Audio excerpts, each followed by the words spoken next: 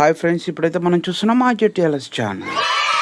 ఇట్లాంటిదేదో అవుద్దనే యాడికి వెళ్తున్నాం అని అడిగా, కానీ నువ్వు పెద్ద ఫాస్ట్ ల్యాండర్ అని అంటూ దింపావు.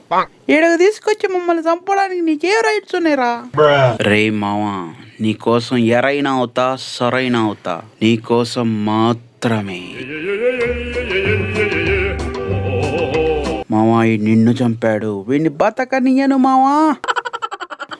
డైలాగ్ మీద డైలాగ్ కొట్టడం కాదు, మూసుకొని డ్రైవ్ ఇవ్వరా. ఎనిమిని కొట్టడం కాదు, పిల్ల హుక్క.